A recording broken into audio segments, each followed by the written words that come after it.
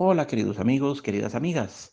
Bienvenidos a un programa más de Sapere Aude, conversando con los grandes escritores. Les recuerdo que la expresión latina Sapere Aude significa atrévete a pensar o atrévete a conocer. Y en efecto, estos programas son un pequeño desafío para el intelecto de todos, incluido por supuesto el mío mismo. Yo soy el más desafiado en ese aspecto. Hoy vamos a hablar de un escritor que es muy, muy, muy cercano a mi corazón y al del mundo entero, y es un poeta. Por una vez vamos a salirnos del cuento y vamos a explorar una poesía. Y me refiero a Charles Baudelaire, como le diríamos en español, sin el acento francés. Y bueno, de inmediato nos vienen a la mente una serie de imágenes: las flores del mal, el poeta maldito, el demonismo, el satanismo de Baudelaire, la poesía decadentista, el sensualismo un poco pervertido de este poeta, la muerte prematura de sífilis a los 46 años de edad, el juicio a la que fue llevado Las Flores del Mal en su primera edición por ser considerado dañino para la moral pública, obsceno, soez, ofensivo, etcétera, etcétera. Hay una enorme leyenda en torno a Baudelaire. Todos ustedes deben haberse enterado de alguna cosita por aquí o por allá de este inmenso, inmenso poeta, uno de los más grandes poetas que jamás vivieron en cualquier lengua de todos los idiomas que ha creado la especie humana sobre el planeta. Bueno, comencemos por lo que aparecería en cualquier Google. Baudelaire nace en 1821, muere en 1867. 1821, pongámonos en la historia, estaba vivo todavía Beethoven, estaba vivo Schubert, estaba vivo, estaba vivo Paganini, por ejemplo, Rossini sin duda, Bellini, Mendelssohn, Chopin, Schumann, Liszt, eran jovencillos, eran adolescentes algunos de ellos. 1821, Berlioz era ya un hombre de 18 años de edad y muere en 1867. Berlioz murió en 1869. Y sí, Baudelaire vivió tan solo 46 años de edad. Y vamos a ver la clase de vida que llevó. ¿Qué es Baudelaire? Bueno, en primerísimo lugar es un poeta. Es poeta con P mayúscula. Luego ensayista, crítico de arte, muy valioso crítico de arte, muy esclarecido, muy lúcido, supo catapultar a la fama a su compatriota y contemporáneo Eugène Delacroix, el más grande pintor del romanticismo, a otros grandes escritores, a otros grandes pintores, igual los promovió, ayudó a descubrirlos. Uno de los poemas más lindos de sus Flores del Mal se llama Los Faros, y ahí pasa revista a los que considera los más grandes, los más importantes poetas de la historia. Y cada estrofa está consagrada a un poeta diferente. Entonces sí, era un crítico de arte, pero muy, muy lúcido, que tuvo un impacto muy grande en los salones de pintura, así se llamaban las exposiciones, salones, ¿verdad? el, el salón del año tal, el salón del año tal, el salón del año tal, eran grandes exposiciones que se organizaban en París. También era un crítico de música, defendió mucho a Wagner, al gran operista alemán Richard Wagner, que tuvo una muy mala experiencia en París. Cuando se estrenó Tannhäuser en París en 1861, fue abucheada, silbada, vapuleada, bueno, una cosa terrible, una cosa terrible. El público parisino no le gustó para nada aquel mundo mitológico y grandioso de Wagner, no le gustó para nada. Y condenó sobre todo la ausencia de un número de ballet en la ópera. Wagner no presentó el Tannhäuser con el número de ballet. Eh, y es que los franceses tenían una debilidad por el ballet. Toda ópera tenía que tener un ballet. El Fausto de Gounod tiene un ballet. Carmen de Bizet tiene montones de números bailables, más o menos étnicos. Toda la música, toda la ópera francesa tenía que incluir un número de ballet. La gente pagaba por eso. Era parte del paquete que ofrecía ese espectáculo múltiple, sincrético que es la ópera. Entonces a Wagner no le perdonaron que la Tannhäuser no tuviera ballet. Lo silbaron al gran maestro de Bayreuth. Pero Baudelaire también hizo, por ejemplo, traducciones. Era un muy buen traductor de la lengua inglesa a la francesa, porque su mamá, Caroline Dufay, era hija de unos inmigrantes franceses que se habían ido a Londres, inmigrantes franceses en Londres que se fueron durante la Revolución Francesa, 1789, y se quedaron ahí durante toda la época del terror, la era del terror, la guillotina y las cabezas rodando casi que todos los días. De 1789 a 1793 fue la era del terror. Entonces, los ancestros de la mamá de Baudelaire huyeron, se fueron como asilados políticos, se fueron a Londres y ahí aprendieron inglés. La mamá le enseñó a Baudelaire el inglés desde que era un niño. Entonces Baudelaire propuso una traducción espectacular, magnífica, de varios poemas y varios cuentos de Poe, de una buena parte sustancial de su ópera Omnia, ¿verdad? La tradujo al inglés. Chocó, por supuesto, igual que chocaría después Verlaine y Mallarmé, chocó al no poder traducir correcta, adecuada, eficazmente The Raven, el cuervo de Edgar Allan Poe, cuyo estribillo, como ustedes saben, es Nevermore. Quoth the Raven, Nevermore. Y lo que es lindo en el inglés es que la palabra Nevermore, oiganla nomás, Nevermore, es una palabra resonante, gutural, cavernosa, profunda, oscura. Y el francés no tiene un adverbio equivalente para decir nevermore, ¿verdad? Nunca jamás. Lo que los franceses pueden proponer es jamais plus. Y jamais plus es una sonoridad muy chiquitita, muy meliflua, muy ensiropadita. Jamais plus. Muy dulce, no tiene la resonancia sinfónica, el eco profundo de Nevermore. Y esa era una limitación de la lengua francesa, y por grande que fuera Mallarmé y Verlaine y Mallarmé, y todos eran gigantes de la poesía, pero chocaron contra esa muralla. Entonces, The Raven nunca pudo ser traducido eficazmente al francés. Sí lo fue al español. Sí, el escritor venezolano Pérez Bonalde escribió una traducción de The Raven al español, donde usa la expresión nunca jamás, ¿verdad? En lugar de nevermore. Y nunca jamás sí tiene su resonancia. Sí tiene cierta resonancia, no es tan oscura, no es tan cavernosa como en el inglés, pero nunca jamás tiene su música y su sentido de evanescencia, de algo que se hace, se deshace, jamás la sibilancia de la S nos deja la ilusión de algo que se desintegra, ¿verdad? Entonces, sí, bueno, Baudelaire fue un traductor egregio de una buena parte de la obra de Poe, se identificó profundísimamente con la obra de Poe, lo adoraba, fue el gran divulgador de Edgar Allan Poe en Francia, y eso es, indudablemente es una cosa de inmenso mérito. Entonces, bueno, poeta, ensayista, crítico de pintura, pero crítico de pintura en el sentido grande del término, ¿verdad? Hacer reflexiones sobre estética y filosofía en torno a la pintura. No era una critiquita valorativa de thumbs up or thumbs down. Esto es bueno, esto es una porquería. No perdía el tiempo en eso. No, él usaba la pintura para permitirse largas excursiones en el terreno de la estética y de la filosofía. Por eso le interesaba la pintura. Una sola novela, La Fanfarlo, ¿verdad? La Fanfarlo, que no es una obra que urja, ¿verdad? Que haya que correr a leer, no. Baudelaire está sobre todo, se ganó su lugar en la República de las Letras, como dirían los escritores franceses del siglo XVII.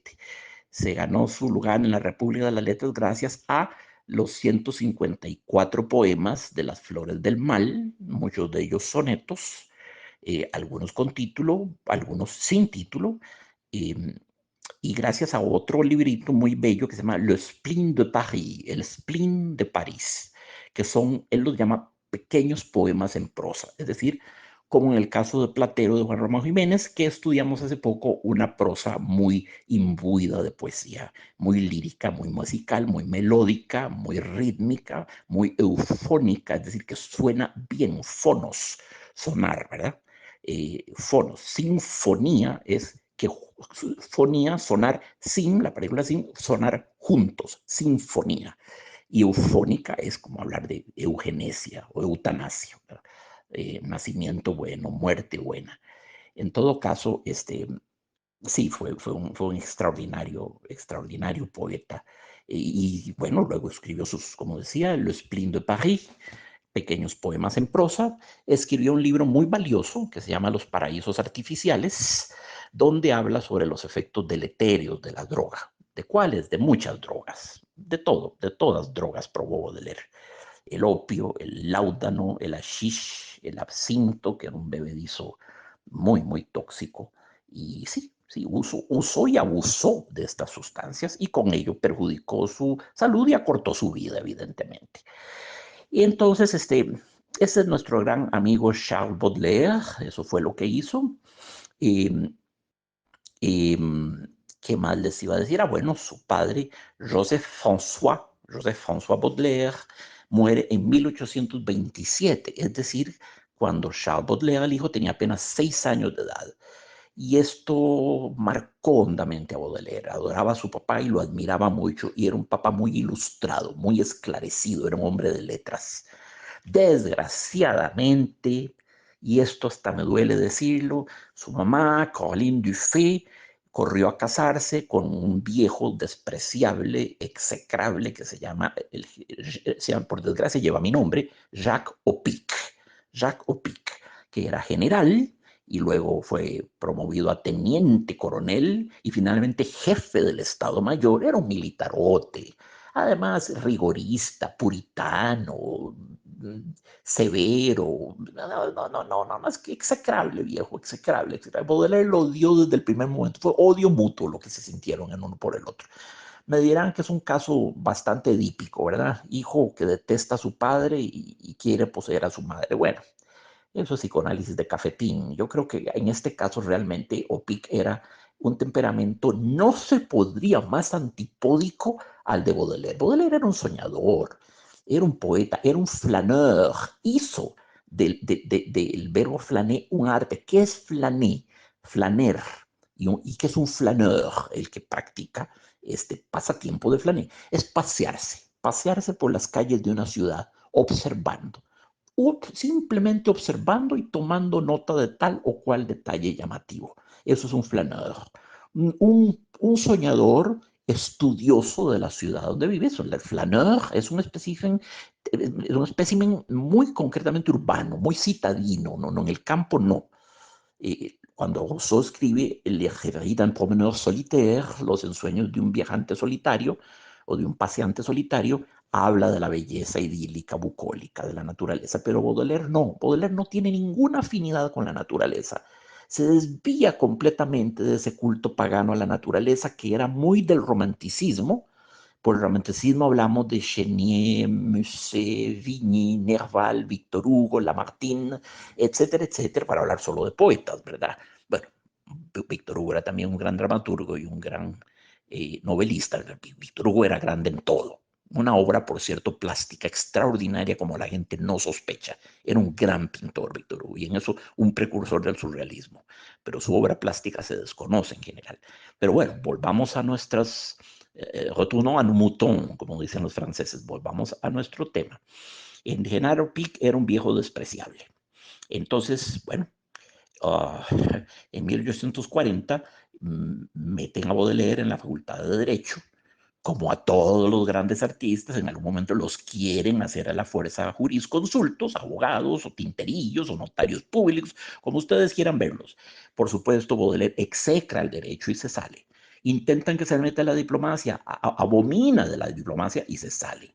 Era un poeta, era un alma de poeta, era un soñador, era una sensibilidad, era un homo aestheticus, ¿verdad? Para hablar de los tres estadios de la evolución humana, según Kierkegaard, el estadio estético, el estadio ético y el estadio religioso. Baudelaire era un homo estéticus, no era un diplomático ni era un jurista. Bueno, sabemos que empieza a andar en drogas, ya lo dije, opio, láudano, hashish, absinto y otros. Frecuenta los prostíbulos, pues sí, es terrible decirlo. Es cliente y amigo frecuente de una mujer judía que se llamaba Sara, que era calva y además visca. Él la llamaba la Luchette, porque louche en francés quiere decir visco. Luché Bisquier. Luchet es como decir la visquita. Es un nombre cariñoso. Pero era horrible la mujer. Era este cuerpo devastado por las enfermedades, la calvicie, no, no, el que fuera visca era el menor de sus problemas, ¿verdad? Le dedicó un poema terrible, terrible, cruel, cruel poema en las flores del mar. Una noche en que estaba acostado al lado de una tenebrosa judía, dice, y habla horrores de ella. Bueno, entonces se mete a los prostíbulos. En 1841, el general Opic lo manda al puerto de Burdeos para que aborde un paquebote, aborde un barco mercante que lo lleva por los mares del sur. Va a parar hasta la isla Mauricio, allá en el Océano Índico, eh, al este de Madagascar, que en realidad no es una isla, es como un archipiélago, son 3 islitas. La isla Mauricio se llamaba Île-de-France porque fue posesión francesa, fue posesión colonial, lo que llamaban los franceses posesiones de ultramar. Pero en 1810 Francia se la tuvo que ceder a Inglaterra cuando fue derrotado Napoleón Bonaparte. Entonces Baudelaire conoció el exotismo, viajó, tuvo esa experiencia de escapismo y de exotismo, y eso será uno de los temas fundamentales de Las Flores del Mal, claro. El atractivo irresistible de lo exótico, de lo remoto, de lo lejano en el espacio y también en el tiempo. Claro, él amplificó sus viajes en este barco mercante, amplificó con muchos pasajes apócrifos, fabulados, si no completamente ficticios, pero que llegó a la isla Mauricio es absolutamente cierto. Eh, bueno, de hecho, se ha dicho que también quizás llegó a Haití, que llegó a las Antillas. Por lo menos sabemos que Jeanne Duval, que era una mujer mestiza, una bailarina, este, se fue desde Haití hasta París para seguir a Baudelaire, ¿verdad? Bueno, una mujer importantísima en la vida de Baudelaire. En Las Flores del Mal hay todo un ciclo, una colección de poemas que es llamado el ciclo de Jeanne Duval. Era mestiza, es decir, étnicamente ya era muy, muy acotada, ¿verdad? Muy, muy llamativa. Eh, sí, los poemas más azufrados, ¿verdad? Más sulfurosos, los poemas más censurados, ¿verdad? Los poemas de moralidad más dudosa de Las Flores del Mal, o tal se creyeron en aquella época. Hoy en día no nos harían esa impresión, pero en su momento fueron juzgados como peligrosos para la moral pública. Esos poemas, los más sulfurosos, los más decadentistas, los más sensualistas, los más abiertamente sexuales, están ligados a Jeanne Duval, esta mestiza de Haití. Nadie sabe muy bien qué pasó con Jean Duval. Hay quienes dicen que murió en 1863, es decir, 4 años antes que Baudelaire. Manet, el gran pintor Edouard Manet, que era amigo de Baudelaire, dice que vio a Jean Duval todavía en 1870, 3 años después de la muerte de Baudelaire, confinada a las muletas y completamente paralizada también por efecto de la sífilis. Entonces, después de Jeanne Duval, hay otras 2 mujeres importantes, y son importantes porque tienen una gran presencia en su poesía. Hay un ciclo de poemas que es los poemas Apollonie Sabatier. Apollonie Sabatier. Apollonia Sabatier era una saloniera. Saloniera significa salonera, pero atención, no significa salonera, a ver, la moza que atiende en un restaurante, o salonier, el mozo que atiende en un restaurante, no. Las salonières en esa época eran mujeres de alta clase social, de enormes inquietudes intelectuales, muchas de ellas escritoras, intelectuales distinguidas, cultivaban mucho el género epistolar, las cartas, ¿verdad? Y organizaban en sus salones de sus mansiones reuniones con grandes espíritus de la época, con grandes intelectos y grandes artistas de la época. Eran anfitrionas, ¿verdad? Y generaban reuniones de los talentos más conspicuos, más notables de la época. Competían entre ellas a ver cuál imantaba más artistas a su casa. Bueno, Apollonie Sabatier era una mujer infinitamente más refinada que Jeanne Duval. Era una aristócrata, ¿verdad? Eh, y hay varios poemas de Las Flores del Mal que le están dedicados, son menos sensualistas que los de Jean Duval, mm, ofrecen una visión del amor menos epidérmica, menos brutal, menos tectónica, menos telúrica, ¿verdad? Un poco un amor más espiritualizado. Y hay una tercera mujer en la vida hubo muchas mujeres en la vida de Baudelaire, pero estas tres son las que más jalonan las etapas más importantes de su vida creativa. Fue Marie Daubrun, Marie Daubrun, que era actriz. Y también hay un ciclo de poemas dedicados a Marie Daubrun. Entonces, Jeanne Duval, la mestiza de Haití, Apollonie Sabatier, la aristócrata salonière, y Marie Daubrun, que era actriz. Muy bien. Baudelaire, a Baudelaire le había sido asignada una pensión mensual tomada de la herencia muy considerable que le había dejado su padre, muerto, ¿verdad? Joseph François, cuando murió en 1827, le dejó asignado a su hijo una pensión mensual, pero todo eso estaba en manos de Caroline Dufay, la mamá, y pasó a manos del general Opic, el padrastro de Baudelaire. Entonces, lo que advirtieron es que Baudelaire estaba dilapidando su fortuna, sí, en su vida bohemia, libertina, no hay duda de eso, pero además, como el esteta incorregible que era, Baudelaire compraba pinturas, compraba obras de arte muy caras, tenía en la casa prácticamente un museo ad hoc, un pequeño museo personal, y el arte era muy caro, compraba pintores de primera línea, no compraba cualquier basura, era conocido como un especialista en la pintura, posiblemente el espíritu más preclaro en lo que la pintura atañe en la primera mitad del siglo XIX en Francia, sin duda alguna, el que más sabía era Baudelaire. Entonces compraba obras de arte, gastaba mucho en la bohemia y finalmente gastaba mucho en su propio atuendo. Baudelaire fue uno de los primeros artistas que creó la figura social del dandy. ¿Quiénes más fueron dandies notorios en la historia del arte? Bueno, Oscar Wilde, por supuesto, se nos viene a la mente por excelencia. Maurice Ravel, George Sand, a su manera, Alfred de Musset, que fue amante de George Sand.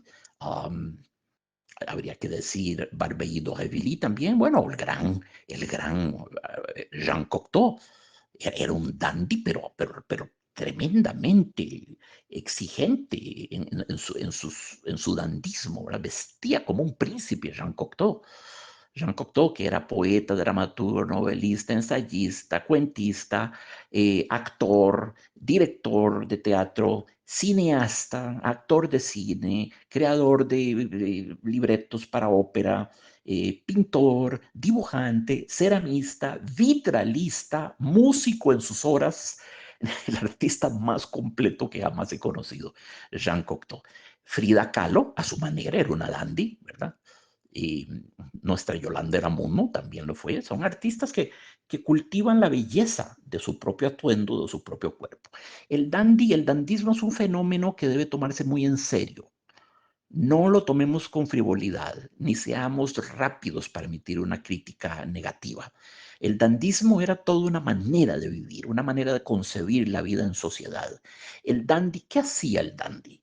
El dandy lo que hacía era transformarse a sí mismo en objeto de arte y ofrendarse como tal a la sociedad. Era una criatura eminentemente social. Vestía y se ataviaba para los demás en ocasiones de sociedad. Entonces, su fin es noble y muy interesante. Es el artista que tal vez antes de haber creado una obra imponente que lo legitime como artista, él se propone a sí mismo como obra de arte. Se vende a la sociedad como una especie como de vasija etrusca o de vasija tracia o de cosa, de objeto de arte bellísimo, casi merecedor de estar en un museo. Entonces, no, el dandismo no equivale a narcisismo, no equivale a frivolidad, no equivale a farándula, no equivale a pasarela, no, una y mil veces no. Es un fenómeno que tuvo un ethos, tuvo una ética que lo sustentaba, una ética detrás de esto. Puesto que no he creado aún los poemas inmortales que me van a hacer célebres, me ofrezco yo por lo pronto como poema. Entonces Baudelaire gastaba mucho en sus atuendos. Bueno, esta gastadera significó que el autocrático, el despótico general Opic, su padrastro, le puso una cláusula a esa herencia que tenía Baudelaire, entonces solo le soltaban el dinero a chorritos para que no pudiera dilapidar más en obras de artes, en atuendos fastuosos y en su vida bohemia. Y Baudelaire despreció esto profundamente, odió al general Opic por ello, lo sintió como una humillación, y sí, claro que es una humillación tratarlo como un chiquito, ¿verdad? Usted no se le da más plata porque toda la gasta en confites, usted es fiscalmente irresponsable, no le damos más la plata de su herencia. Va a acabar hasta con el último céntimo. Entonces le recortaron esa entrada, ese ingreso, lo cual le bajó mucho su nivel de vida, ¿verdad? Tuvo que ser mucho más sobrio, mucho menos flamboyant en su atuendo personal y en su aspecto.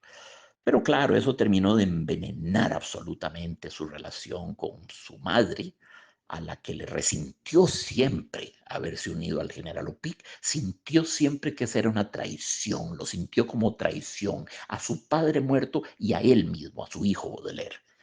Entonces, sí, se resintió con la madre y se resintió con el padrastro, ¿verdad? Y eso lo llenó de bilis, lo llenó de hiel, de ácido pancreático, lo llenó de odio, de rencor. Pobrecito, pobrecito. Muy bien, amigos, fecha importantísima en la historia de la literatura. En 1857, Baudelaire publica por fin Las Flores del Mal. Y un librito muy sencillo de portada amarilla, de la cual se encuentran todavía de vez en cuando ejemplares en las librerías de anticuarios de París, pero cuestan mucho dinero. Esos son realmente libros para coleccionistas. Esta primera edición amarilla del Rol del Mal, no, no, eso no lo tiene cualquiera. No, no, ahí tiene uno que ser un connoisseur de libros, verdaderamente un anticuario, ¿verdad? Y bueno, los vi más de una vez en París, babiaba, yo salivaba de las ganas de comprármelo, pero estaban completamente fuera de mi capacidad adquisitiva. Entonces, sí, en el 57 publica Las Flores del Mal, y ese mismo año, 1857, el gran novelista Gustave Flaubert publica su ópera magna, su magnum opus, Madame Bovary, ¿verdad? Emma Bovary, Madame Bovary, Gustave Flaubert. Van ustedes a creer que los dos fueron llevados a los tribunales por escribir cosas que atentaban contra la moral pública y las buenas costumbres. Literalmente eso fue lo que se dijo. Atentaban contra la moral pública y las buenas costumbres. Los dos, Baudelaire por Las Flores del Mal y Flaubert por Madame Bovary, fueron llevados a los tribunales y el mismo fiscal los atacó, Ernest Pinard. Pinard era el fiscal, era el gran alguacil de la moral pública, ese tipo de personaje execrable, ¿verdad? El moralista. La persona moral se preocupa por su moral. El moralista anda fiscalizando, vigilando, es un policía de la moral de los demás. Y esa moral es esencialmente una moralina que solo atañe a la conducta sexual.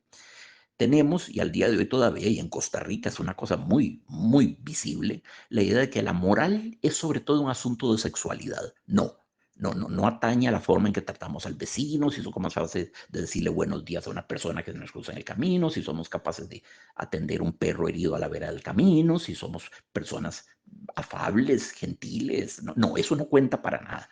Moralidad es un código normativo prohibitivo, interdictivo de la conducta social, es de la conducta sexual. Esto se puede, esto no, aquello hasta aquí, esto hasta acá, por aquí sí, por acá no.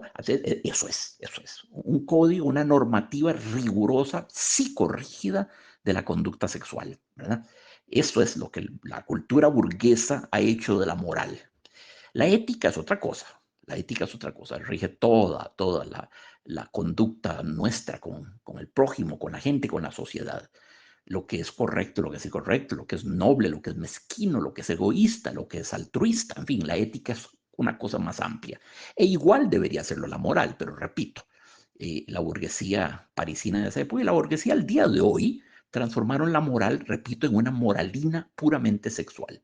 Entonces, claro, en Las Flores del Mal había poemas subidos de tono y Madame Bovary pues era una mujer adúltera, que le puso los cuernos a su insípido, aburrido, estúpido y mediocre esposo Charles Bovary, ¿Era una buena persona? Sí, era una buena persona. Nadie está diciendo que fuera un asesino, un abusador, un psicópata, ¿verdad? No, no.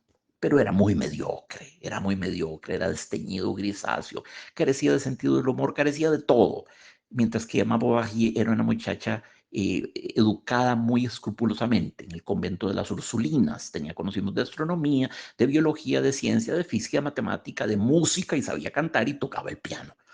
Bueno, se casó con este Charles Bovary, que menos que un médico, era como un supervisor de salud campestre, rural.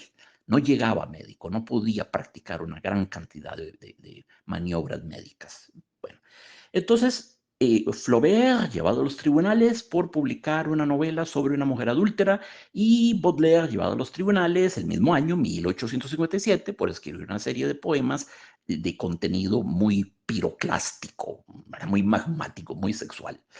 Y el resultado fue que a Baudelaire lo obligaron a sacar unas cuantas piezas, unos cuantos poemas de las Flores del Mal, los más evidentemente sexualizados, un par de poemas en que hace alusión al lesbianismo, otros poemas de una sensualidad de nuevo exaltada y decadentista, en el buen sentido del término, decadentista.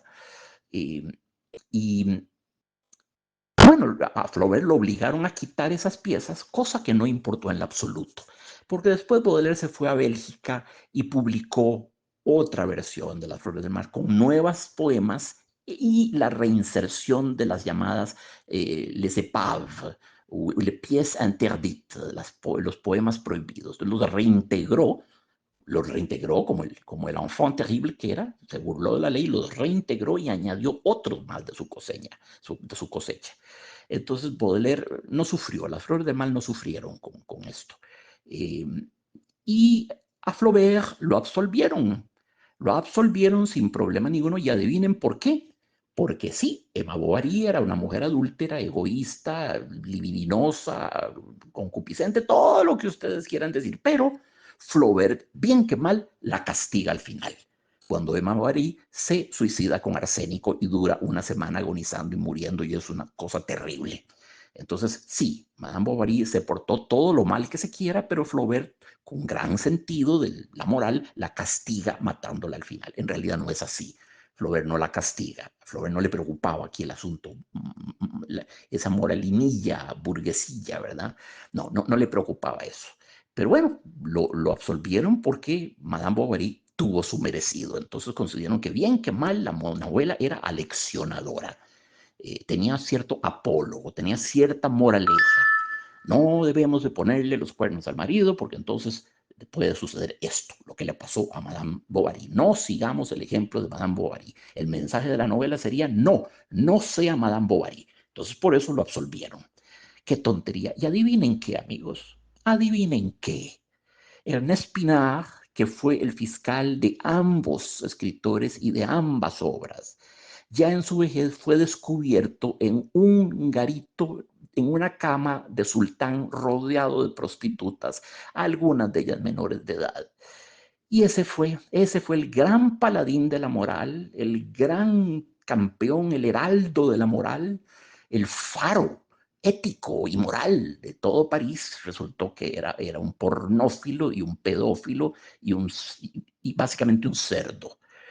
Pero claro, la hipocresía, ¿verdad? El tartufismo, el viejo pacato, recoleto, hipócrita, santulón, santiguador, que proyectó las cochinadas que llevaba por dentro, las proyectó sobre la obra inmarcesible de Baudelaire y de Flaubert. Entonces, tuvo su merecido, hasta fotos le sacaron al viejo, tuvo su merecido en todo caso. Eh, Charles Baudelaire, cuando hablaba de la moral burguesa de su época, de la moralina burguesa, tal cual ya la describí, y voy a usar los términos que usó el propio Baudelaire, no lo voy a suavizar. Baudelaire decía, la moral burguesa me hace el efecto de una puta que se llama Louise Villedieu. Es una puta con la que he tenido sexo varias veces y a veces los sábados para ilustrarla un poco la llevaba al Louvre Y esta mujer, que se había pasado la semana entera haciendo puterías, llegaba al Louvre y se sonrojaba al ver las estatuas y las esculturas de los héroes de la antigüedad griega desnudos. Fidias, Praxiteles, al ver los grandes cuadros con desnudos, se sonrojaba, se apenaba, se chillaba, se incomodaba y yo tenía que abrazarla y esconderle la carita porque se escandalizaba al hacer eso. Después de una semana entera de putear. Perdonen el uso de la palabrota, pero es que así la usa Baudelaire, un put, una puta.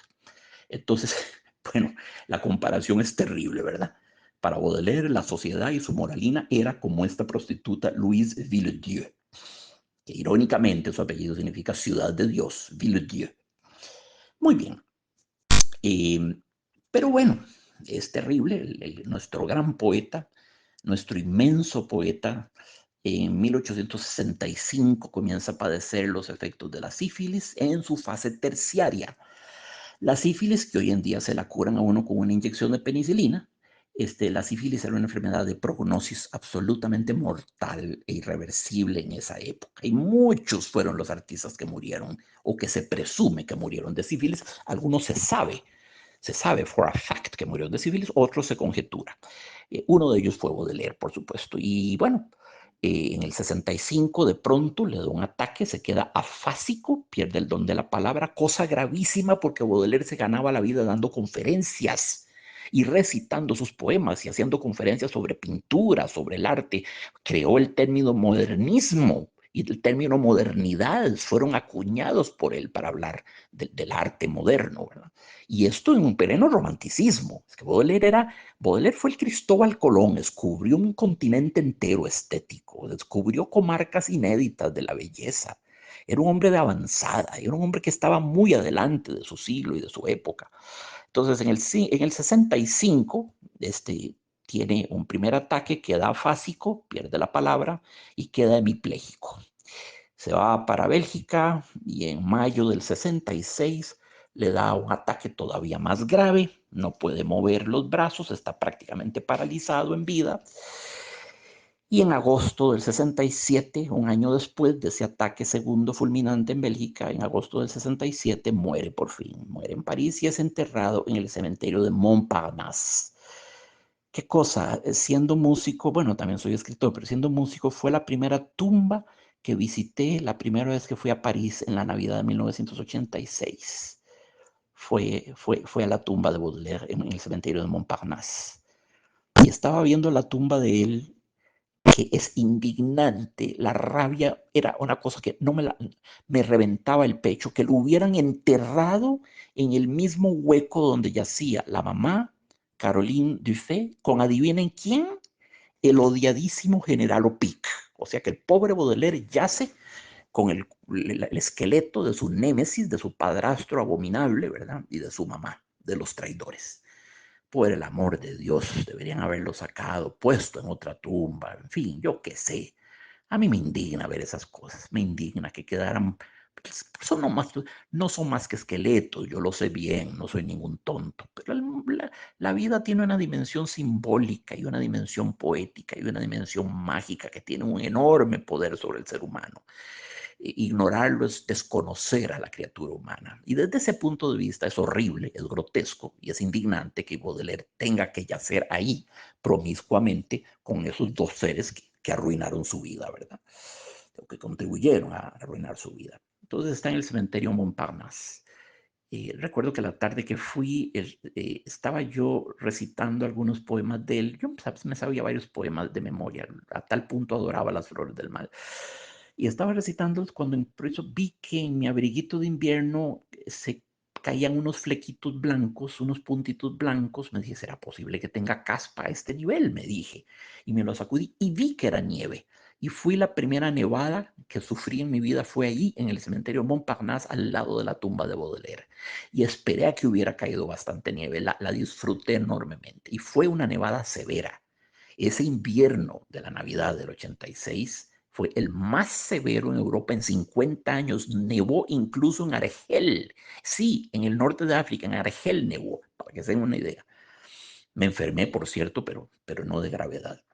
Y bueno, eso es para las anécdotas mías. Amigos, si quieren conocer el alma de Baudelaire, No está de más que busquen las espectaculares fotos que le tomaron dos grandes fotógrafos, Carhat, C-A-R-A-T,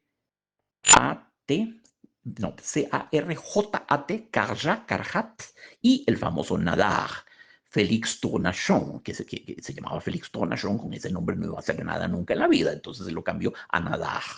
Y sí, los dos le hicieron fotos. De Baudelaire hay varias fotos, lo cual es bueno. Y también cuadros muy bellos, muy bellos. Courbet tiene un cuadro muy lindo donde se ve Baudelaire sobre su mesa de trabajo. Y hay un cuadro de un pintor poco conocido del romanticismo, Henri Fontaine Latour. Tiene un cuadro muy lindo que se llama Homenaje a Delacroix. Y en esa tela vemos juntos a Delacroix, a Monet, perdón, a Manet, a Delacroix, a Whistler, el famoso pintor impresionista, el autor del preimpresionista, el autor del retrato de la madre del autor, justamente de su propia mamá, estaba, y ahí se ve Baudelaire también. Entonces, ahí en el cuadro de Henri Fontaine Latour se dan cita todos ellos: Manet, Delacroix, Whistler, Baudelaire, y hay otros notables ahí. Vale la pena ver el rostro de Baudelaire porque cuenta toda una historia, amigos. Búsquenlo, búscanlo, sientan esa curiosidad y lo buscan. Van a ver en la foto de Carhat, van a ver un rostro muy perturbado, con una mirada que orada el corazón, que traspasa el alma, con una mirada, es perturbador aquello. Sé por qué se los recomiendo, creo que es importante. La literatura nos genera siempre una curiosidad básica sobre la persona del autor. Esto es así, siempre ha sido así, siempre será así. Por más que Barthes y Foucault hayan salido con la necedad de que el autor ha muerto, eso no se puede tomar en serio por nadie, excepto en un sentido muy restringido, que es el que ellos usan, pero no literalmente, no, el autor no ha muerto, el autor está más vivo que nunca. Y es normal que después de leer una poesía tan grávida de sentimientos, de culpa, de horror, de angustia, de soledad, porque todo eso hay en las flores del mal, ¿verdad? Es imposible que uno no corra a buscar el rostro del autor. Busquen la foto de Carhat, Baudelaire, Carhat ponen y la van a ver y me cuentan un cuento. Sí, muy impresionante. Toda la noción de las flores del mal de Baudelaire. ¿Cuál es la gran metáfora de las flores del mal? ¿Por qué se llaman las flores del mal? ¿Cuál es la metáfora fundacional, la metáfora axial de las flores del mal? Bueno, que Baudelaire sostiene y prueba en su libro que del pantano, de la marisma, del fango lleno de miríadas de bacterias, puede brotar de pronto un loto o un nenúfar, una flor de albura inmaculada, de blancura inmaculada, que se eleva vertical hacia el cielo buscando el sol, buscando el azul del cielo. Entonces es una flor del mal, una cosa bellísima engendrada en y por el dolor, por la degradación, por la miseria, por el horror, por la angustia, que todas esas, como Spinoza las llamaba, pasiones tristes, pueden, como el limo del pantano, ¿verdad? Infecto, pueden generar flores bellísimas, inmaculadas y fragantes. Es decir, que la putrescencia puede generar este, cosas de una pureza y de una belleza que uno no sospecha y no se imagina. Esa es la gran metáfora que sostiene las flores del mal. Baudelaire se propone probarnos, y lo logra, que de la angustia, del horror, de la soledad, de la marginación, de la sífilis, de la afasia, de la demencia, de la parálisis, de todo eso, pueden surgir cosas bellísimas. Esa es la noción básica detrás, en particular, del poema que se llama La Carroña, un poema muy conocido, una carroña, donde Baudelaire hace un poema hermosísimo, hermosísimo, trascendentalmente bello, sobre el tema de la carroña que se topa, un perro reventado, lleno de gusanos, convertido en una gusanera a la vera del camino, y hace un poema bellísimo sobre aquello. Bueno, es justamente, extrae un loto de un pantano. Esa es justamente la gran metáfora, no solo poética, sino existencial de las flores del mal. Todos los seres humanos podemos tomar el lodo que la vida nos da por un lado y por el otro lado sacar oro poético, como alquimistas El proyecto de Baudelaire es la alquimia poética, la transformación de la ruindad, de la maldad, de la inmundicia en oro poético. Todo mundo procede de Baudelaire. Baudelaire es el padre de toda una nueva sensibilidad. Comienza siendo romántico, pero se divorcia completamente, por supuesto, de Víctor Hugo, a quien no admiraba, de Alfred de Musset, de Alfred de Vigny, Gérard de Nerval, Alphonse de Lamartine, René-François de Chateaubriand, André Chénier, todos los grandes escritores franceses. Se divorcia de ellos. Se divorcia incluso de los parnasianos, como Théophile Gautier, que era su amigo íntimo y a quien están dedicadas las flores del mal. El libro de las flores del mal está dedicado al maestro, al maestro impecable de las letras francesas, a Théophile Gautier, lo llama Baudelaire. Bueno, Baudelaire llegó a ser un poeta mucho más grande que Théophile Gautier, sobre todo más universal y más vigente. Baudelaire es un poeta muy actual. Su estética de la ciudad, de la vida citadina, ¿verdad? Y su desprecio por el locus amenus, el lugar ameno del idilio, de la naturaleza, que los románticos eran panteístas en eso, rendían un culto a la naturaleza, a la madre naturaleza. ¿Verdad? Era lo más sublime que cabía evocar en el mundo era la naturaleza. Lo vemos ya en Beethoven, cuando salía a caminar por la campiña y con un cuadernito de apuntes iba ahí anotando los temas que se le venían a la cabeza. Decía Beethoven, cada vez que veo un árbol alto y frondoso me dan ganas de caer de rodillas y decir santo, santo, santo. Extáticamente decía eso Beethoven. Baudelaire es completamente ajeno a eso. Su mundo es el mundo de las buhardillas, de los bulevares, de los prostíbulos, de los cafés, de las tabernas, de las grandes tiendas, de los parques. Es otra cosa, es otra cosa. Bueno, de Baudelaire sale Verlaine, sale Rimbaud, sale Mallarmé, sale Moreas, sale nuestro querido Rubén Darío. Todo el modernismo de Rubén Darío está ya contenido en la obra y en la estética de Baudelaire. Baudelaire es el papá de Rubén Darío. Rubén Darío decía querer más a Verlaine, pero es que Verlaine es hijo de Baudelaire. Es que todos son progenio de Baudelaire a partir de eso. T.S. Eliot, el autor de The Wasteland, de La Tierra Baldía, es totalmente hijo de Baudelaire. Baudelaire creó la noción de modernidad y de modernismo, creó hasta la palabra, hasta el término. Entonces ahí está Rubén Darío también, por supuesto, todos ellos son. Entonces Baudelaire tiene un poquito de romántico, un poquito de parnasiano, tiene mucho de simbolista, ¿verdad? Es el creador de la poesía simbolista, tiene mucho de moderno, sí, de modernista, tiene mucho de decadentista e incluso tiene algo de surrealista también. Es que es un hombre que inventó todo un siglo de poesía, es el papá de todos. Hay un antes y un después de Baudelaire, es un punto de inflexión enorme en la historia de la poesía y en la concepción en general de la belleza que se tenía. Su impacto no es solo literario poético, no, es estético en el sentido más amplio de la palabra. Y este es nuestro amigo Baudelaire, bueno, el grande, el grandísimo poeta, Charles Baudelaire. 46 años de vida terrena le bastaron para legarnos una de las obras más extraordinarias, sus Flores del Mal, como ya dije, Le Spleen de Paris, pequeños poemas en prosa, Los Paraísos Artificiales, y sus ensayos en general sobre arte, sobre la belleza, son incontournables, no se los puede uno brincar. Todo eso hay que leerlo, pero caramba, ¿verdad? Su obra cimera son las flores del mal. Son las flores del mal. Eso es lo que tenemos que tratar de familiarizarnos con su particular estética. La estética de la putrescencia, de la muerte, del horror, de la angustia, de la soledad, pero también, y sí, claro, del satanismo. Bueno, hay un poema que se llama Letanías a Satán, imagínense ustedes, en el cual se repite 1000 veces el refrán, oh Satán, prends pitié de ma longue misère. Oh Satán, ten piedad de mi larga miseria. Se repite como una letanía religiosa, pero también el cristianismo está presente en la obra de Baudelaire y es lo que triunfa. Baudelaire es un poeta de la caritas, del amor, de la, de la compasión con los excluidos, los miserables, los seres contrahechos, ciegos, las viejecitas, los sin techo, los descalzos, los especímenes más marginados del París de esa época. Es un poeta del amor, es un poeta de la cristiandad, de la redención y profundamente creyente en el Dios de la cristiandad.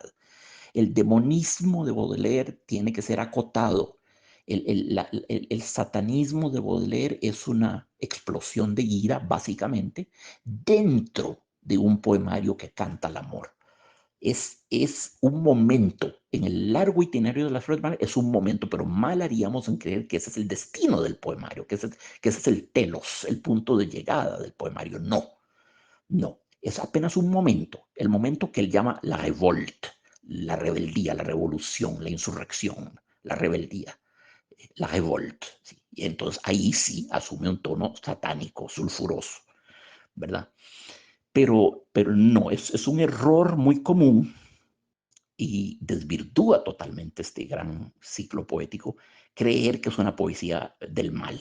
Las flores del mal sí, está el pantano, pero Baudelaire pone el énfasis en el nenúfar, en el loto, en la ninfea que sale del pantano, en la parte de luz y de belleza y de amor que puede brotar del mal.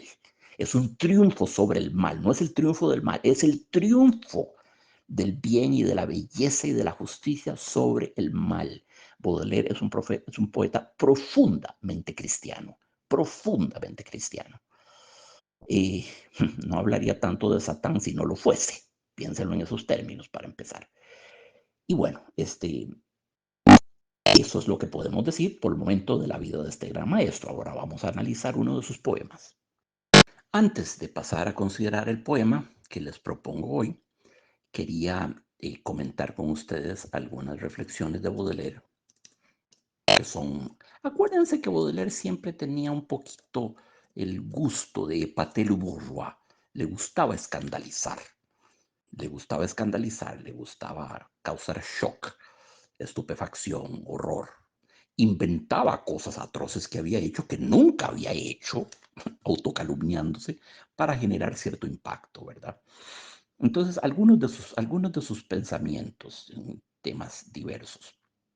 Por ejemplo, eh, en el tema de la política, decía, no hay forma de gobierno racional y asegurado fuera de una aristocracia.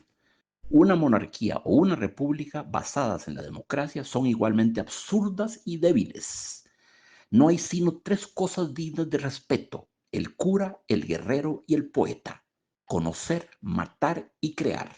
El resto de la humanidad puede ser tasada y usada como burro de carga. Nacieron para lo estable, es decir, para practicar aquello que ellos llaman profesiones, entre comillas. Bueno, es parte de su personalidad. Entonces, tres cosas dignas de respeto: el cura, que representa conocer; el guerrero, que representa matar; y el poeta, crear, ¿verdad? Pues sí, esa es su visión de las cosas. Entonces desprecia lo que llaman profesiones. Él no hubiera puesto nunca profesión, soy poeta. La poesía no era para Baudelaire una profesión en el sentido moderno del término, por supuesto que no. Era su vida misma, era un apostolado, era la sangre de su alma.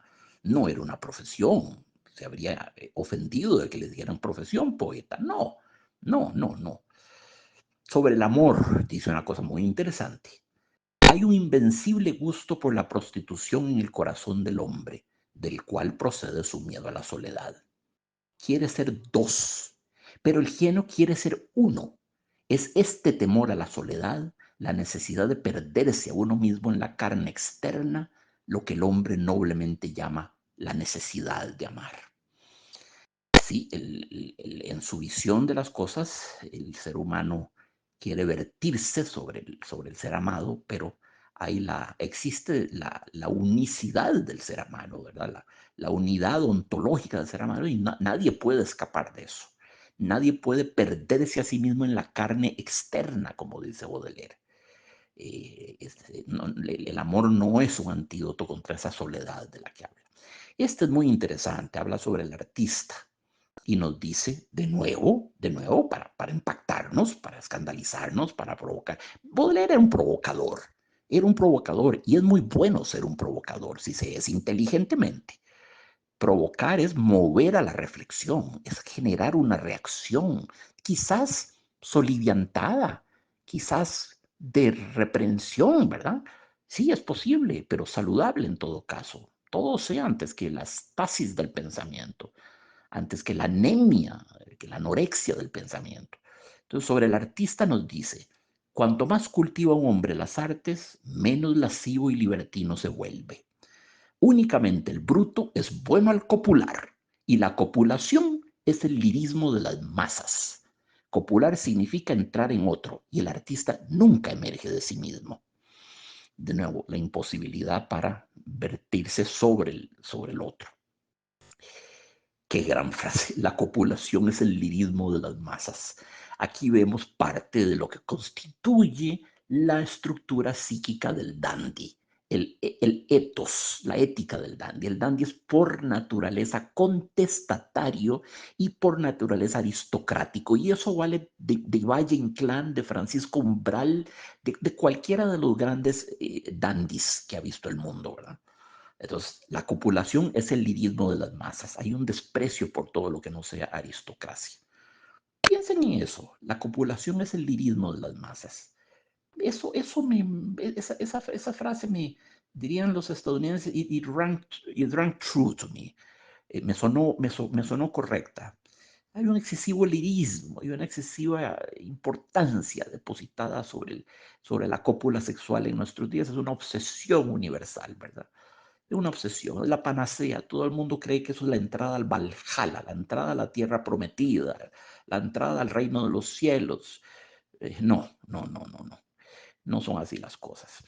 Y podrán imaginarse lo que piensa Baudelaire sobre el matrimonio, institución burguesa por antonomasia. Dice, incapaz de suprimir el amor, la iglesia quiso al menos desinfectarlo y creó el matrimonio. Muy interesante, muy provocador de nuevo. El matrimonio es el amor desinfectado, o mejor dicho, la sexualidad desinfectada. Igual, los amantes casados o no casados en el hecho se van a convertir en seres concupiscentes, salaces, llenos de deseos, de caprichos, de ocurrencias, de antojos, de apetencias de todo tipo.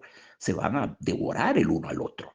Lo que pasa es que el matrimonio adecenta eso, lo higieniza, lo sanitariza, lo protocoliza y lo legitima. Como dice Baudelaire, lo blanquea, lo desinfecta, pero en el fondo, ya en una cama, todos somos lobos y ovejas, y las ovejas quieren ser devoradas, y los lobos quieren devorar, y a veces los lobos quieren ser devorados por las ovejas, y todo al revés, y lo que ustedes quieran. En la cama ya estas nociones pierden su, su importancia, ¿verdad? Sobre el tiempo, nos dice Baudelaire, la voluntad de crear ha de dominar, pues el arte es largo y el tiempo es breve. Ars longa vita brevis, es una cita del santo patrono de los médicos, Hipócrates, no de un artista, de Hipócrates. ¿Por qué? Porque la medicina era considerada una bella arte, una de las bellas artes en tiempos de la Grecia clásica. No tanto una ciencia, sino un arte. Entonces, Hipócrates escribe esto, ¿verdad?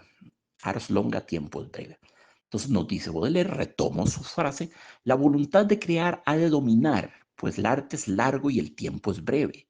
Cada hombre porta dentro de sí mismo su propia dosis de opio natural, incesantemente secretado y renovado, y desde el nacer hasta el morir, ¿cuántas horas podemos contar que estén llenas de placer, de eficaz y próspera acción?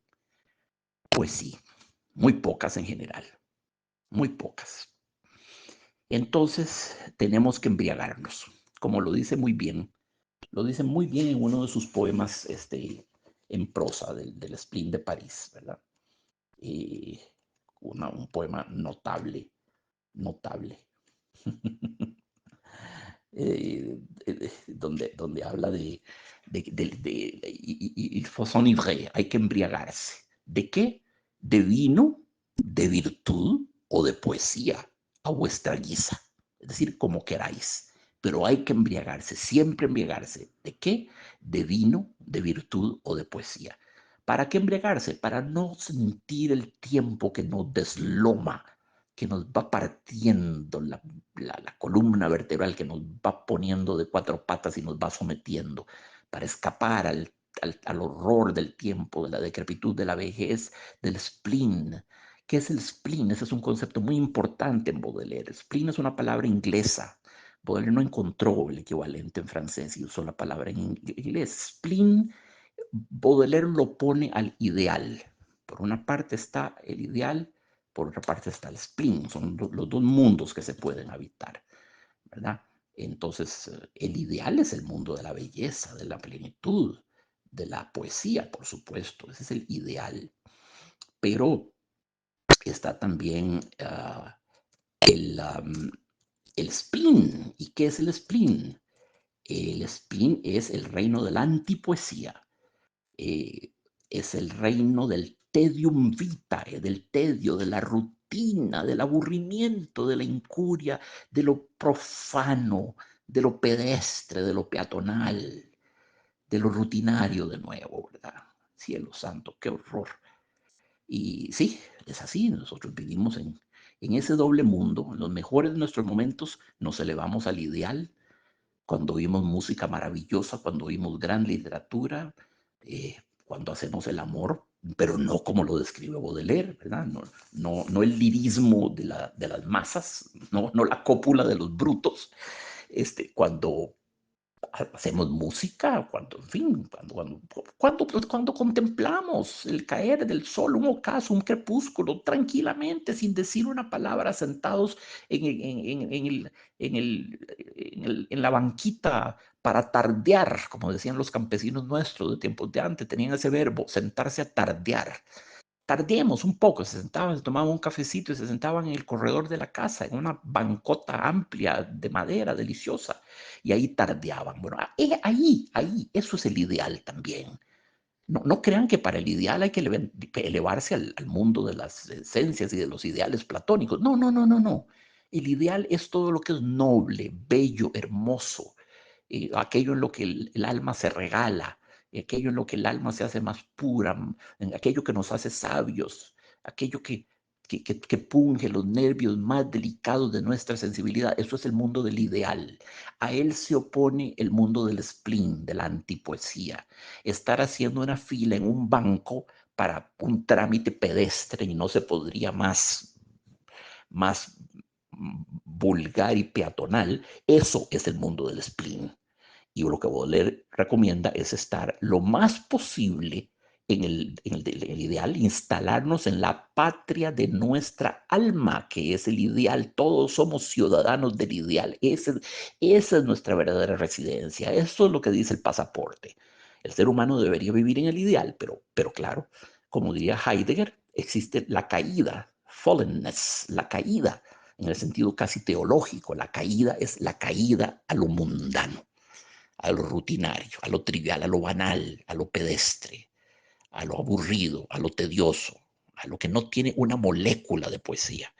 Bueno, eso es. Y bueno, es un concepto muy valioso tomar en cuenta eso. ¿Dónde queremos vivir? Si en el ideal o en el spleen.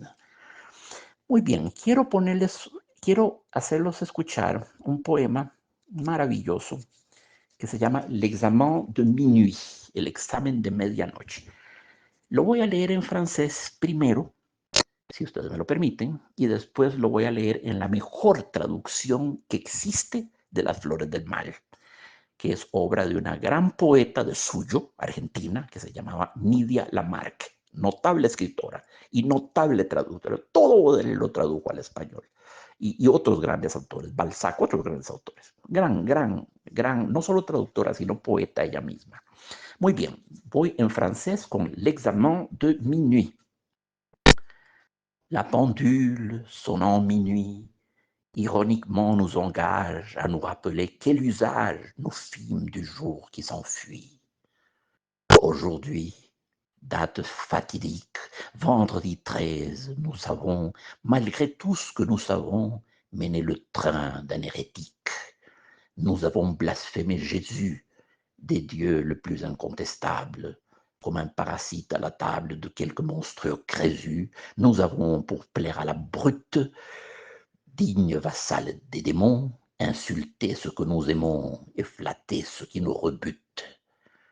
Contristé, servile bourreau, le faible Caton méprise, saluer l'énorme bêtise, la bêtise au front de taureau, baiser la stupide matière avec grande dévotion et de la putréfaction, bénit la blafarde lumière.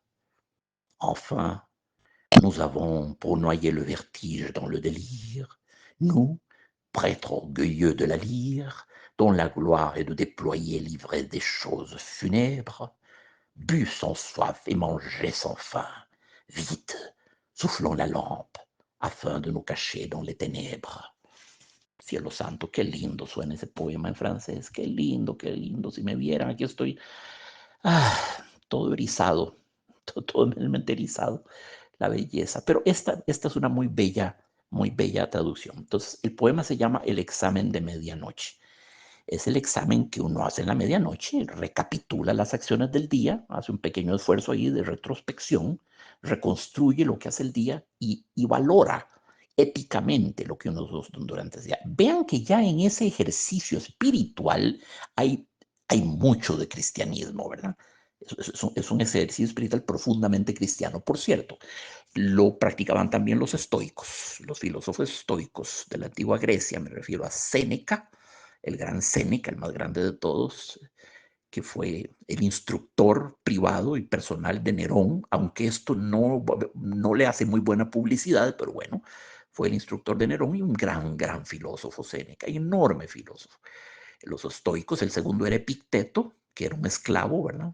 Pasamos de un preceptor real a un esclavo. Y el tercero, un emperador, Marco Aurelio. Y los tres, el preceptor real, el esclavo y el emperador, cultivaron la filosofía estoica. Y los estoicos practicaban diversos ejercicios espirituales, una especie de calistenia del alma que se expresaba de muchas maneras. Esos ejercicios eran toda una rutina, era una gimnasia del alma, pero de eso no hablemos ahora porque nos varemos por otros andurriales. Esto nos va a llevar lejos de nuestro tema. En algún momento vamos a hablar de esto. Uno de esos ejercicios espirituales de los estoicos y uno inherentemente cristiano es el examen de medianoche o el examen de cualquier hora. Pero Baudelaire escoge la medianoche porque es el momento en que el día fenece y comienza el siguiente día. Entonces, repito, en la traducción de Nidia Lamarck, poeta y traductora argentina, el poema en español reza así. El reloj al dar la medianoche nos impulsa con ironía a recordar si en este día merecimos premio o reproche. Hoy, que es fecha de brujería, que es día viernes 13, hemos, pese a todo lo que sabemos, caído en completa herejía.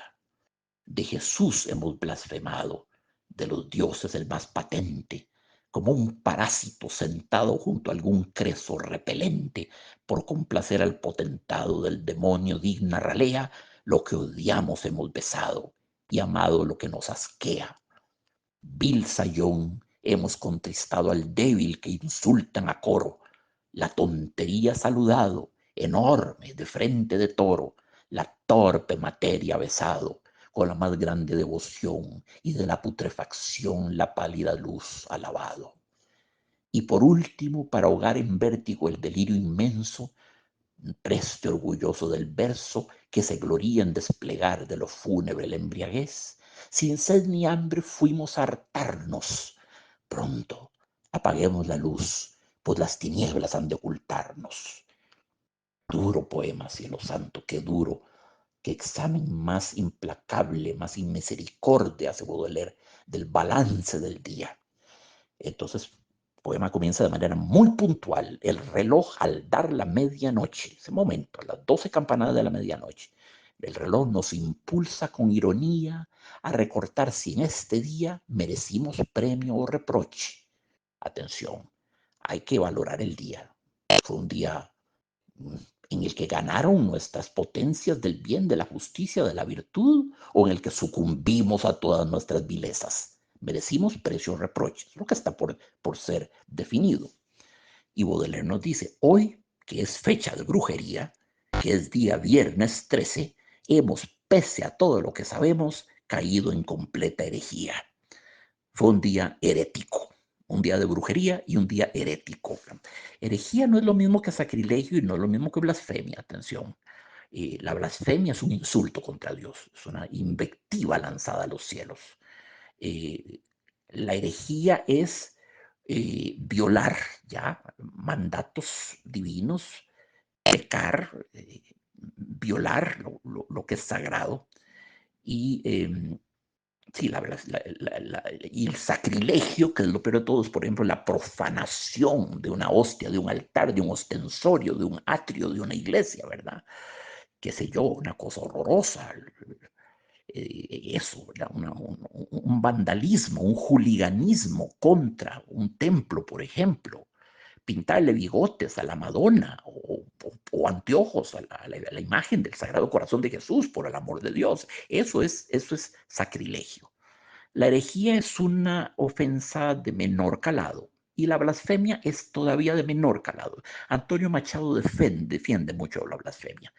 Dice que, y tiene razón el viejo, claro, dice que la blasfemia es a su manera una paradójica forma de oración, que quien blasfema ora. Nadie insulta a Dios si no creyese en Dios. Nadie habla con las paredes. Nadie insulta a la nada. El que insulta, el que se pelea con Dios, asume que Dios existe. Entonces es una paradójica, irónica afirmación de Dios. Entonces, al dar el reloj a la medianoche nos enteramos de que fue un día de brujería y un día de herejía. Segundo, estrofa. De Jesús hemos blasfemado. Bueno, la estructura es hemos blasfemado de Jesús. Pero Nidia Lamarck usa aquí lo que se llama un hiperbatón. Invierte el orden de los términos. De Jesús hemos blasfemado. Como cuando Gustavo Adolfo Bécquer nos dice, del salón en el ángulo oscuro, pues lo que hay que entender es en el ángulo oscuro del salón. Pero para efecto poético, para efecto de euritmia, de eufonía, él dice, del salón en el ángulo oscuro. Y aquí, de Jesús hemos blasfemado. De los dioses el más patente, nos dice Nidia Lamarck Baudelaire, el más válido, el más patente, el más visible, el más innegable, sostiene Baudelaire. Como un parásito sentado junto a algún creso repelente, así se ve, como un parásito sentado junto a algún Creso repelente. ¿Quién era Creso? Creso era un rey de la antigua Lidia, vivió en el siglo VI antes de Cristo. Lidia era la región que está en el oeste de Turquía, de la península de Turquía, en la península de Anatolia, lo que en aquella época se llamaba, bueno, hoy en día todavía se llama Esmirna y Manisa. Esas dos regiones, Esmirna y Manisa, esa era el reinado, ese era el reino del dios Creso. Crésus, en francés, Crésus, Creso.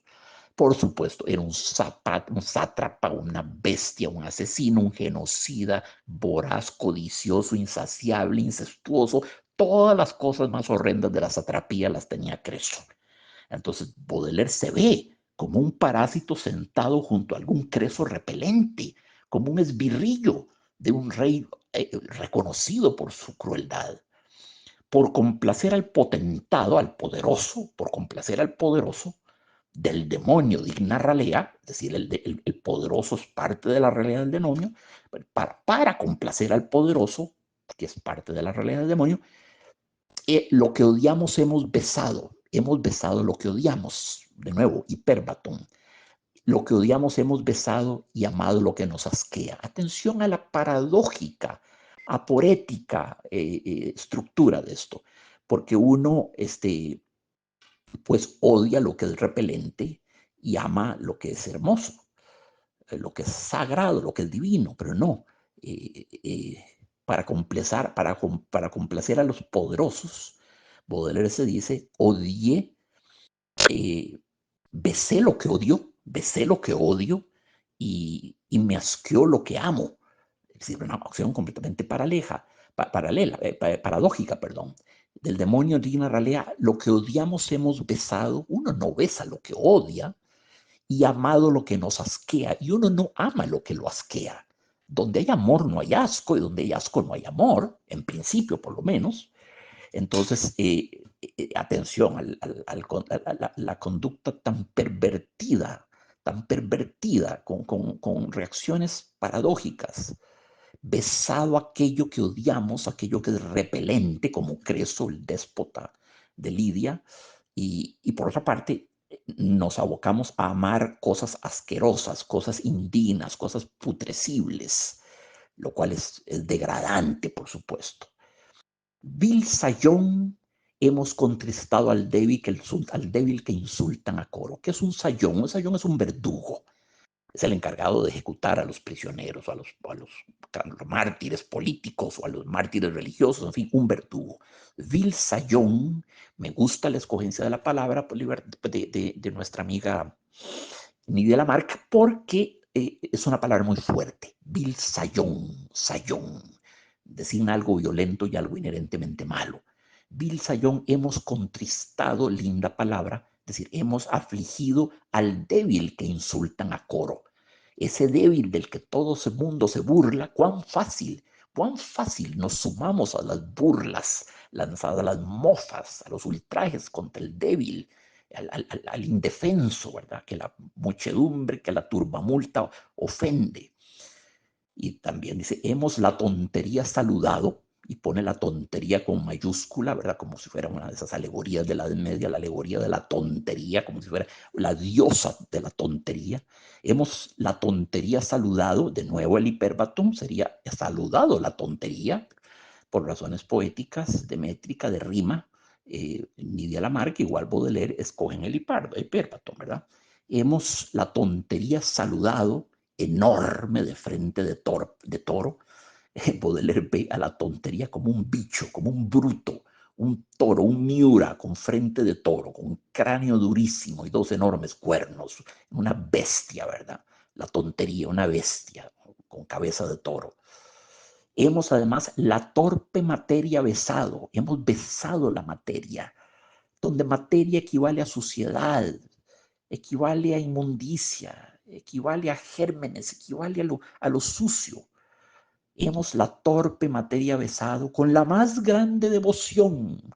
Así, claro, ¿verdad? Nos hemos prosternado, hemos caído genuflectos, hincados delante de la materia, como si la materia fuese una diosa, pero esto es muy actual, ¿eh? Eso es muy vigente y es muy del siglo XXI, muy del año 2024.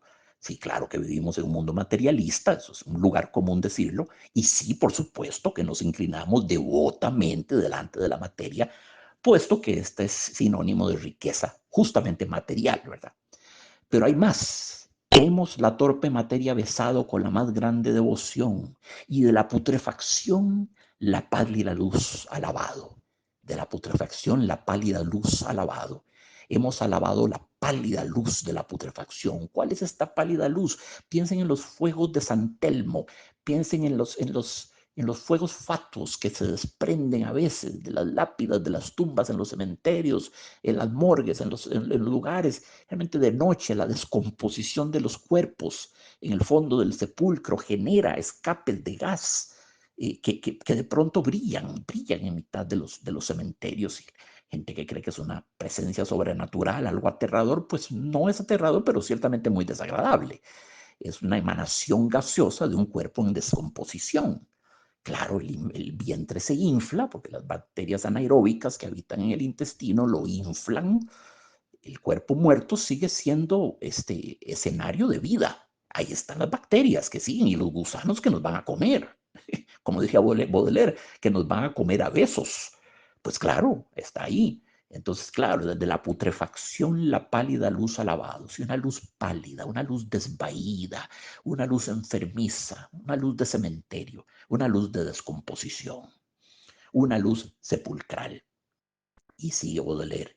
Y por último, para ahogar el vértigo en delirio inmenso, preste orgulloso del verso. Preste significa aquí sacerdote, vestal, un sacerdote, un clérigo, un santo varón del verso, que Baudelaire pone con mayúscula, V-E-R-S, del verso.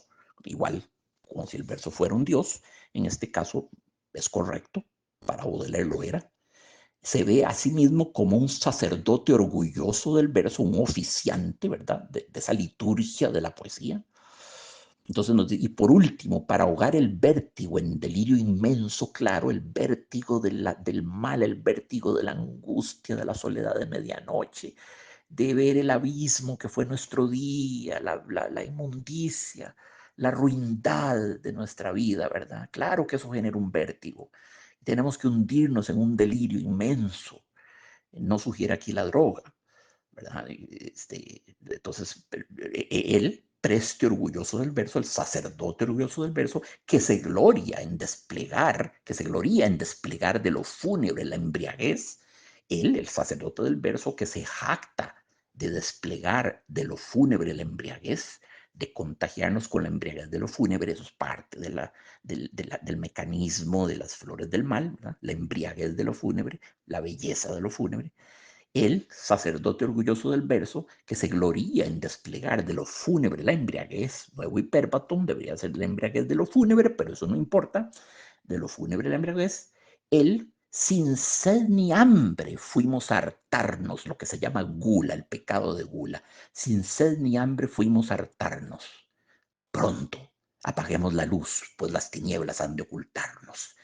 Termina toda esa enumeración, ese catálogo de depravaciones, de indignidades, termina con un gesto de ocultémonos, escondámonos. Quiero esconderme. ¿De quién? De mí mismo. No verme, apaguemos la luz, esconderme, que las tinieblas me arropen, que sean como un sudario, como una mortaja. Quiero dejar de ser. En cierto momento es eso, las tinieblas han de ocultarnos. Tan perverso he sido, me doy tanta vergüenza a mí mismo y de nuevo tanta culpabilidad, y aquí aflora el cristianismo recalcitrante de Baudelaire. Eh, claro, él acude a esconderse en las tinieblas como algo que está avergonzado de ser. Era una criatura que está tan avergonzada de ser que solo sabe vivir en los rincones en sombra, en los sótanos, en las catacumbas, en los áticos, en lugares, en los rincones oscuros. Entonces dice, termina con una orden. Pronto, apaguemos la luz, pues las tinieblas han de ocultarnos. Y, claro, ¿verdad? Se refugia en las tinieblas, se da un baño de tinieblas para no seguir viendo el horror de lo que fue su vida de ese día. Y bueno, ese es el poema que quería comentarles hoy, pero tengo más para ustedes. Ya volvemos. En el libro que ya mencionamos, Le Spleen de Paris, Petits Poèmes en Prose, el Spleen de París, Pequeños Poemas en Prosa, es decir, poesía, como la llamaba Neruda. Este es el otro libro, el segundo en importancia en la obra de Baudelaire, está en La Flor del Mal, y luego Le Spleen de Paris, Le Spleen ya sabemos lo que es, el Spleen de París, el horror de París, pequeños poemas en prosa. El décimo de esos poemas, muy en el estilo del examen de medianoche, se llama A la una de la mañana. No es a la medianoche, pero es a la una de la mañana, en todo caso en mitad de la tiniebla. Lo voy a leer primero en francés. Enfin, seul. On n'entend plus que le roulement de quelques fiacres attardés et éreintés. Pendant quelques heures, nous posséderons le silence, sinon le repos. Enfin, la tyrannie de la face humaine a disparu et je ne souffrirai plus que par moi-même. Enfin, il m'est donc permis de me délasser dans un bain de ténèbres. D'abord, un double tour à la serrure. Il me semble que ce tour de clé augmentera ma solitude et fortifiera les barricades qui me séparent actuellement du monde. Horrible vie, horrible ville. Récapitulons la journée. Avoir vu plusieurs hommes de lettres, dont l'un m'a demandé si l'on pouvait aller en Russie par voie de terre, il prenait sans doute la Russie pour une île, avoir disputé généreusement contre le directeur d'une revue, qui, à chaque objection, répondait « C'est ici le parti des honnêtes gens », ce qui implique que tous les autres journaux sont rédigés par des coquins. Avoir salué une vingtaine de personnes dont 15 me sont inconnues, avoir distribué des poignées de main dans la même proportion, et cela sans avoir des gants, pas même la précaution d'acheter des gants. Être monté pour tuer le temps pendant une averse chez une sauteuse qui m'y a prié de lui dessiner un costume de vélustre. Avoir fait ma cour à un directeur de théâtre qui m'a dit en me congédiant « Vous ferez bien peut-être de vous adresser à Z. C'est le plus lourd, le plus sot et le plus célèbre de tous mes auteurs. » Avec lui, vous pourriez peut-être aboutir à quelque chose. Voyez-le, et puis nous verrons. M'être vanté, pourquoi, de plusieurs vilaines actions que je n'ai jamais commises, et avoir lâchement nié quelques autres méfaits que j'ai accomplis avec joie, délits de fanfaronnade, crimes de respect humain, avoir refusé à un ami un service facile et donné une recommandation écrite à un parfait drôle. Ouf, est-ce bien fini? Mécontent de tous et mécontent de moi, je voudrais bien me racheter et m'enorgueillir un peu dans le silence et la solitude de la nuit.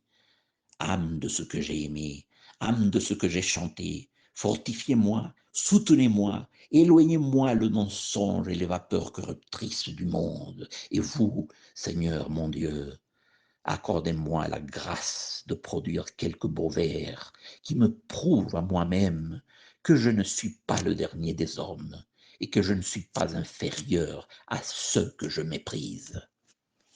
Durísimo poema, amigos, durísimo poema. Un poema en prosa. Es más prosa que poema. Voy a intentar una traducción mía, y solo porque no encontré la de Nydia Lamarck, que sin duda es infinitamente mejor a la que yo voy a intentar. Y lo voy a hacer de manera un poco trastabillante, porque lo estoy haciendo au fur et à mesure que voy leyendo. Entonces, el poema se llama A la 1 de la mañana. Por fin, solo. Ya no se, ya no se oye más que el rodar de algunos coches retrasados y roncos. Durante algunas horas poseeremos el silencio, si no el reposo. En fin, la tiranía de la cara humana ha desaparecido y no sufriré ahora más que por mí mismo. En fin, me es dado deshacerme y inmolarme en un baño de tinieblas. Para comenzar, démosle un doble vuelta a la cerradura, a la llave. Me parece que esa doble vuelta de la llave aumentará mi soledad y fortificará las barricadas que me separan actualmente del mundo. Horrible vida, horrible ciudad. Recapitulemos la jornada. Haber visto varios hombres de letras, uno de los cuales me preguntó si se podía ir a Rusia por vía terrestre. El imbécil pensaba sin duda que Rusia era una isla. Haber disputado generosamente con el director de una revista que a cada objeción mía respondía, bueno, es que esta es una revista para gente honesta y para gente decente, lo que implica que todos los otros periódicos son seguramente redactados por malandrines. Haber saludado una veintena de personas, de las cuales 15 me son perfectamente desconocidas. Haber distribuido otros saludos, otros estrechones de mano en la misma proporción, y eso sin haber siquiera la precaución de comprarme los guantes. Haber subido para matar el tiempo durante un aguacero en el ático de una mujercilla que me pidió que le dibujara un vestido de Venustre. Venustre es una Venus chiquitita, una Venus de parodia, una caricaturesca Venus, una Venusilla, una Venustre. Venustre es un término que inventa Baudelaire, de hecho. Él inventa esta palabra, Venustre, una pequeña Venus, una Venus de mentirillas, una Venus de, de, de, de, de, de arrabal, esa es la palabra que necesitaba. Entonces se mete al garito de una mujercilla que le pide que le dibuje un vestido de Venustre. Le tuve que hacer la corte a un director de teatro que al despedirme me dijo, haría usted bien en dirigirse más bien a Z. Y es el más pesado, el más idiota y el más célebre de todos nuestros autores. Ah, y todavía el cretino me dice, con él, con Z, tal vez pueda llegar a un acuerdo. Vaya, búsquelo. Vaya, búsquelo y después hablamos. Además de esto, me vanaglorié, me jacté, ¿por qué? No lo sé, de muchas acciones perversas que no cometí nunca. Y cobardemente negué otros trapacerías que realicé con alegría, con júbilo, con perfecto deleite, una serie de perversidades, y esas las negué. Entonces me vanaglorié de cosas villanas que nunca cometí y cobardemente negué otras que sí cometí. Cometí delito de fanfarronada, por lo tanto. crimen contra el respeto humano. Rehusé a un amigo un servicio fácil y le di una recomendación escrita a un perfecto imbécil. Uf, basta ya, basta ya. Descontento de todos y descontento de mí, quisiera redimirme y enorgullecerme un poquito en el silencio y la soledad de la noche. Almas de los que yo he amado, almas de aquellos que he cantado, fortificadme, sostenedme, alejadme de la mentira y de los vapores corruptores del mundo. Y tú, Señor mi Dios, concédeme la gracia de producir algunos poquitos bellos versos que me prueben a mí mismo que no soy el último de los hombres y que no soy inferior a aquellos que desprecio. Desgarrador poema. De nuevo, la profunda fe cristiana de Baudelaire termina con una invocación a Dios. Concédeme siquiera para redimirme, para salvar el día, concédeme la gracia de producir unos poquitos versos bonitos siquiera, para sentir que no soy el último de los hombres y que no soy inferior que todos aquellos mediocres que desprecio. Termina con una súplica desgarradora. Después de hacer la enumeración de sus estupideces, de todo un día de negarle un servicio a un amigo, que además era un servicio fácil, le dio una recomendación muy halagadora, un perfecto estúpido, se metió al cuarto de una prostitutilla que le pidió que le dibujara un vestido de Venus, de Venusto, una pobre mujer de la calle, que probablemente soñaba con ser Afrodita, Venus, la diosa del amor, y le pidió que le dibujara una Venus. Por cierto, Baudelaire era muy buen dibujante. Atención, esa es una faceta que se me había olvidado mencionar. Hay muchos dibujos de él muy llamativos. Le hizo la corte a gente que no tenía que hacerle la corte, le suplicó a editores que le publicaran, le suplicó a gente de espectáculo que se ocuparan de él.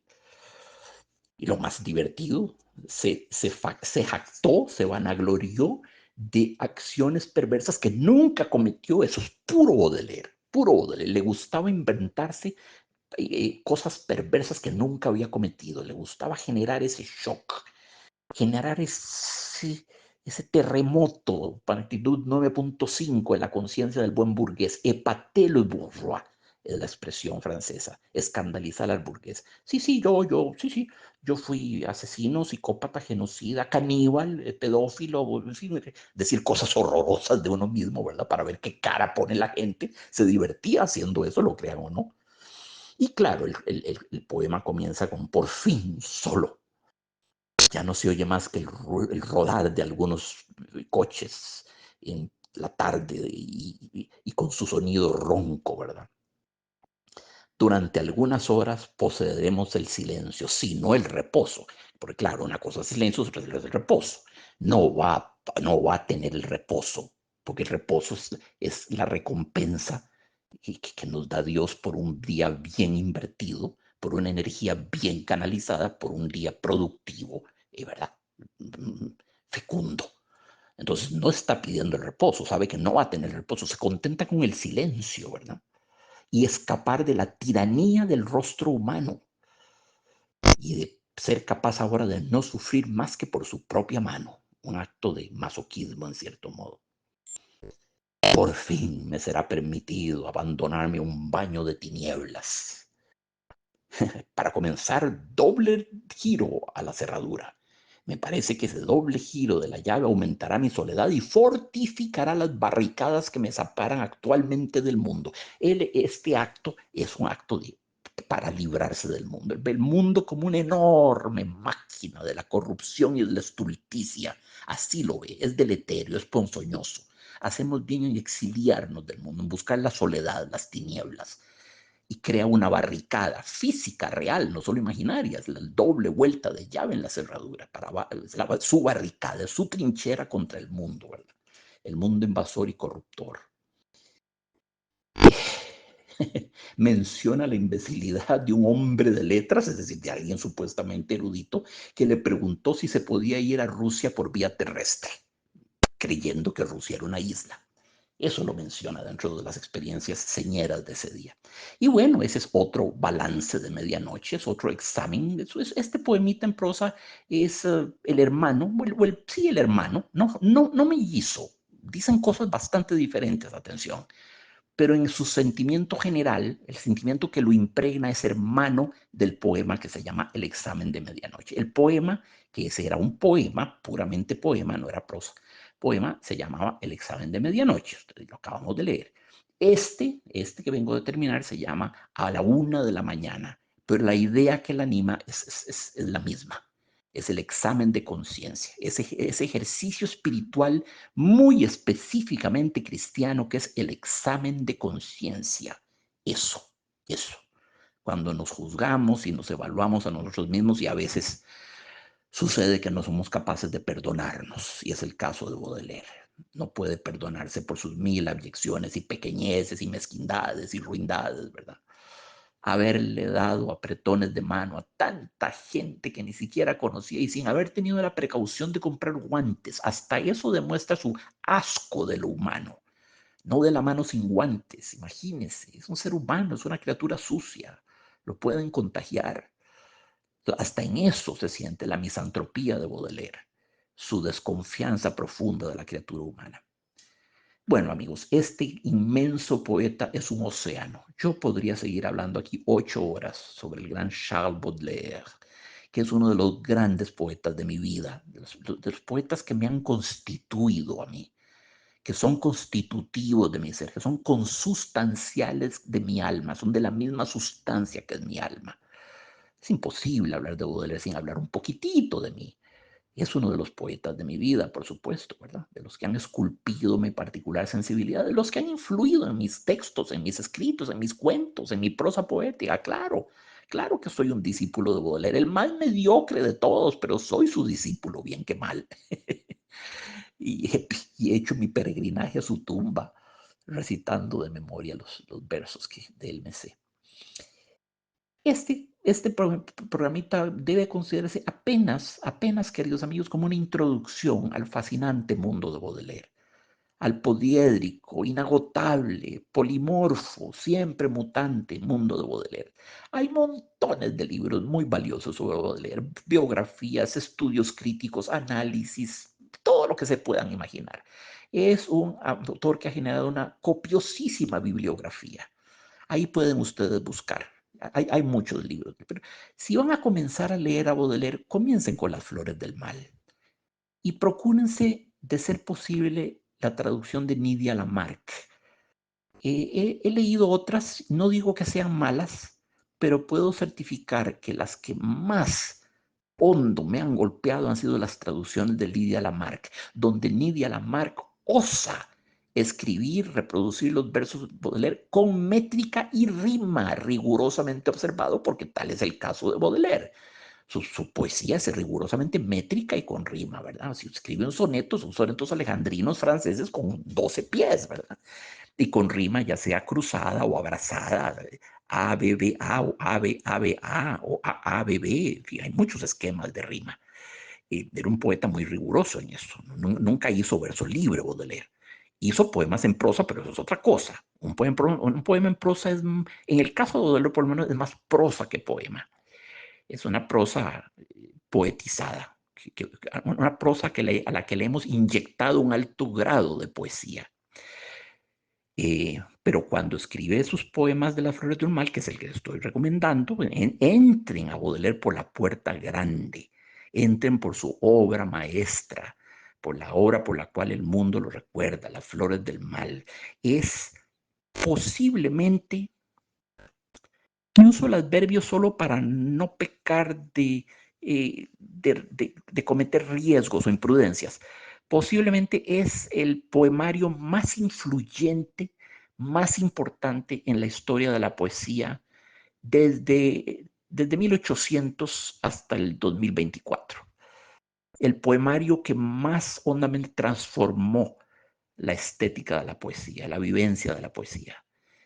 Baudelaire es un poeta rupturista, es un poeta que rompe con la tradición romántica. No, sí, lo influencia Víctor Hugo un poquito, pero no, se divorcia de él completamente. Lo influencian a veces los parnasianos, como su amigo, su colega, el que fue dedicado con Las Flores de Mal, Teófilo Gautier, que además era su vecino, vivían en la misma pensión, Vivían en cuartos diferentes de la misma pensión, Théophile Gautier y Charles Baudelaire durante muchos años.